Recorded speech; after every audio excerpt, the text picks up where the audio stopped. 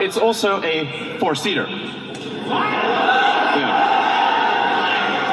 So it's a 2 plus 2, 2 plus 2. Okay, you can't put giant people in the rear seat, but you will put, okay, a giant person squashed or a small person fit in the back. But it's a 4-seater. It's not like this is 4 seats.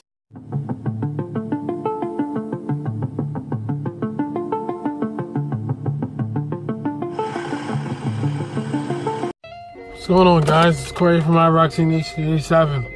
Today, I wanted to talk about the new 2000. Really? I was backing up. People need to watch out what they're doing. The 2017, 2018 Tesla Roadster. Done the quarter mile in 8.8 seconds, 8.9, 8.7 seconds. Now, that, what I'm saying is, that's awesome. However, I don't like the fact of how they're doing it, like doing away with the whole, the whole combustion type engine thing and going all electrical, even though that is the future. But I still, in my personal opinion, I do not agree with it. So, I'm just trying to think here, like, how long did it take them to do this? And not to mention, they also have a Tesla Roadster semi-rig as well. And then they was doing a test based upon, like, how fast it was going compared to a regular truck. And that is something that I didn't, yeah, for the truck, when it comes time for all electrical stuff, that's what I agree on. But when it comes time for stuff like, your cars and your supercars and everything else, I really personally don't believe that that's where the hypercars is supposed to go. I just don't like the way the things are going and how things are heading. I'm not a fan of how things are supposed to be when it comes time to things like that.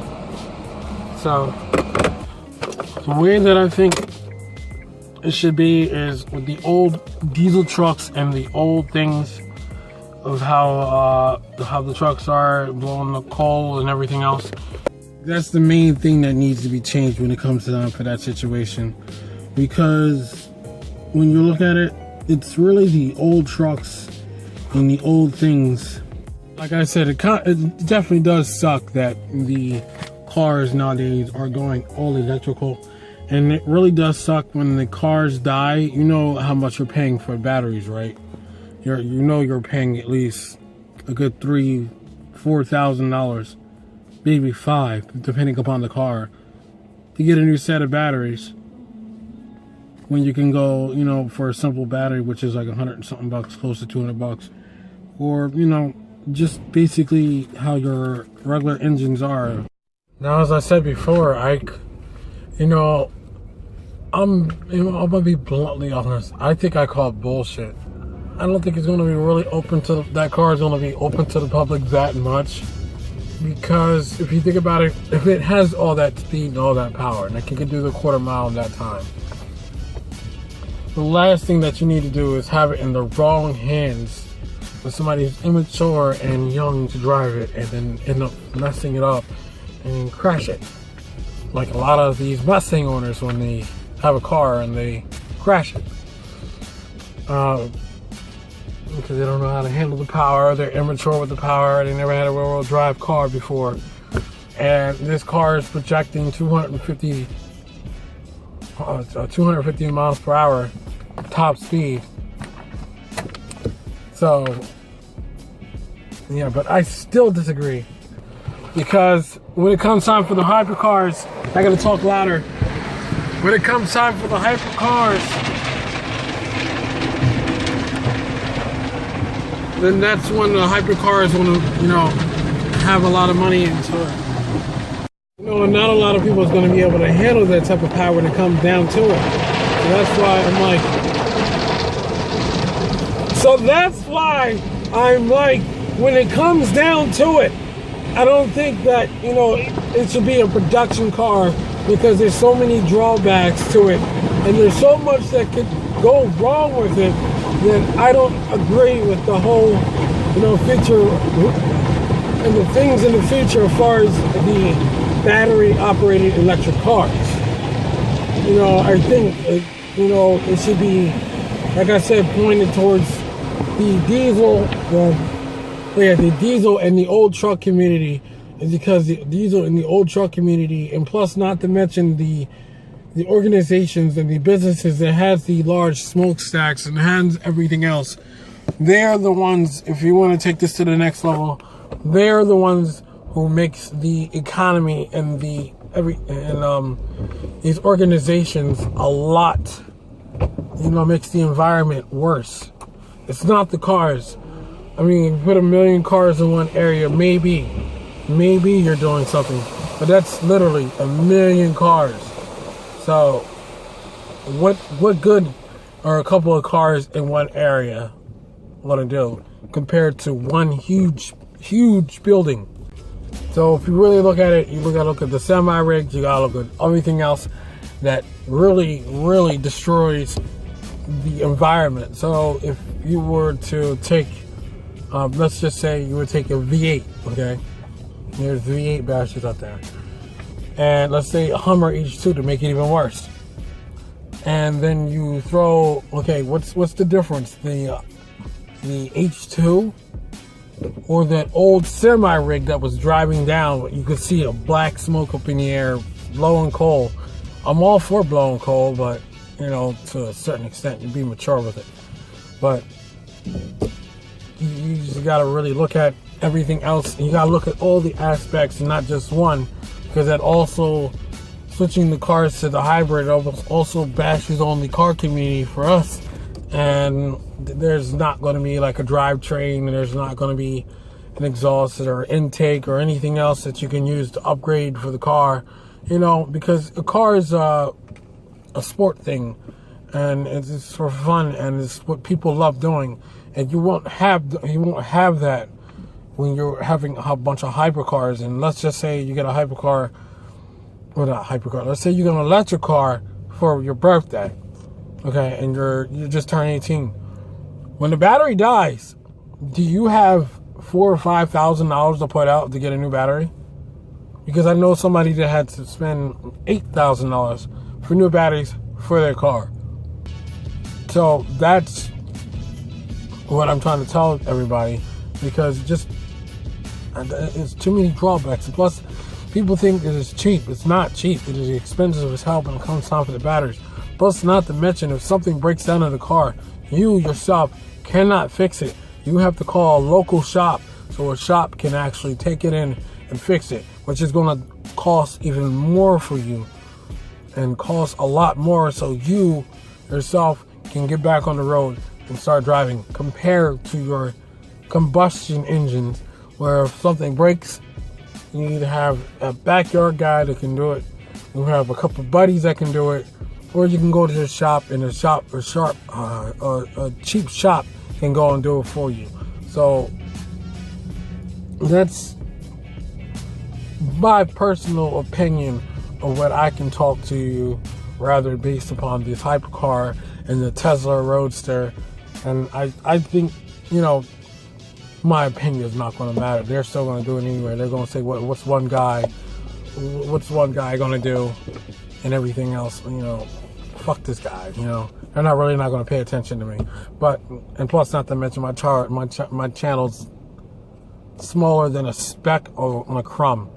Because if you really look at everything, I mean, there's so many wrong prices that's going there. And like, actually, yeah, that's another thing. What is the price going to be for this? Because Tesla, already expensive car. Now it's a Roadster. So I'm guessing anywhere from maybe $250,000 for a car like that. If really remarkable of how cars can be and how they can make it.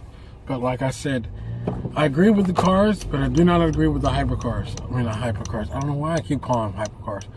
I do not agree with the electric cars. I really don't. I've spoken about how much it's going to cost to get the battery fixed. It's going to be a lot more, and then just not to mention the car when it breaks itself. You're going to have to get it taken to a dealer. You can't get it done by yourself. So getting it done at a dealer is also going to cost a lot more money than it was opposed to actually have a backyard mechanic can actually really get things done with the way that it's supposed to get done without you spending a shitload of money. And I think that's where people lost the fun in that. And now the shops are not making any money, so since the shops aren't making any money, hey, let's get an idea. Let's make a car so nobody can work on it, so we can work on it ourselves at the dealership, because they have to spend more money. Let's make more money by having them spend more money. Make the customer happy. I'm pretty sure the customer won't come down here and find like, oh, your battery's there. You got to spend $5,000-$6,000. But like, you kidding me? I can't fucking afford the car. Like, that would be considered a totaled car or something like that.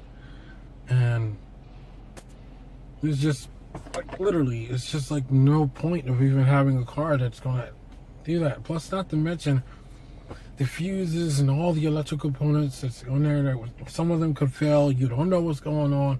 Your car, let's say it's a one fuse that can start or not start the car, and you don't know what it is. You have to go to a shop, and let's just say it's in the dash. They have to spend they have to take apart so much to get this one little fuse, and it's really not working. Sorry about the light. So as I'm ending this vlog, hopefully that guy that I seen on the bypass, I yelled out, "Hey, Roxy Nation 87, make sure you like, subscribe, and hit that like button." But I don't think he heard me. I mean, while I got the girlfriend over here laughing. Yeah, she's towards the end of the video. It's funny, isn't it? It's funny because she's usually at the beginning of the video, not the end. But Over here, 8 seconds. really, we all know what you're eating. Meanwhile, we got people over here riding in the passing lane, and other cars are going slow. So just basic traffic like normal. But anyway, I wanted to conclude this video because that's what I wanted to talk about concerning the 2020 Tesla Roadster, and plus to conclude all of the battery operated cars, which I think is going to be crazy and nonsense. But anyway, if you are stopping in for the first time, please like, subscribe, and comment down below. And if you want to get a notification whenever my video comes up, please hit that bell and it'll let you know whenever my video comes up. So that's it. Take care and have a nice day.